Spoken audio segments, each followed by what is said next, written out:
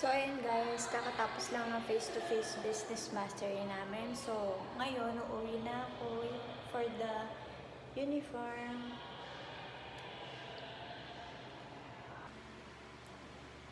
So, ayun guys, nakauwi na tayo sa ating dorm. And ngayon, it's time for night skincare routine.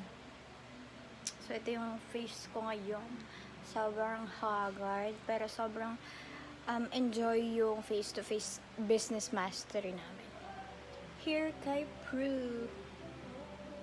So, get ready with me sa aking pagtulog. Maghihilamos na tayo and do other things, okay? So, sa mga oras na to, ayan, nag-iisip ako kung dito ba ako maghihilamos or sa kabila. Kasi dito, yung dirty kitchen parang ginagawa siya, inaayos. So, ayan, lumabas ako para kumuha ng tabo. And napag-decidean ko na nga na doon na lang sa kabila maghilamos. So, yan, dito na lang tayo maghilamos. Kasi walang tubig to. So yan guys, after ko pala maghilamos dito, then mag-toothbrush, bumalik na ako sa kwarto, and then naglagay na ako ng other skincare products sa face ko, pero hindi ko na siya na-videohan ng pa-landscape kasi nag-timelapse na ako para mas mabilis na siyang ma-videohan.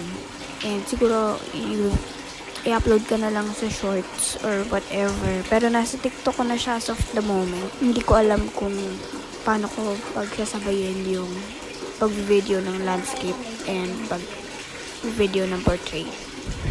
So, baguhan pa lang ang person.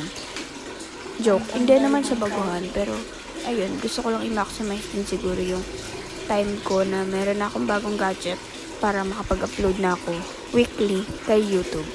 Bubuhayin na ulit natin si YouTube para sa mga ini-endorse kong business, or hindi naman ini-endorse, sinahandle kong business kasi sayang naman yung opportunity na maipakilala ko sa inyo yung mga part-time jobs na meron ako.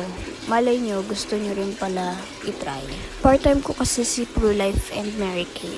Baka want mo din, tara na. See you in my next video.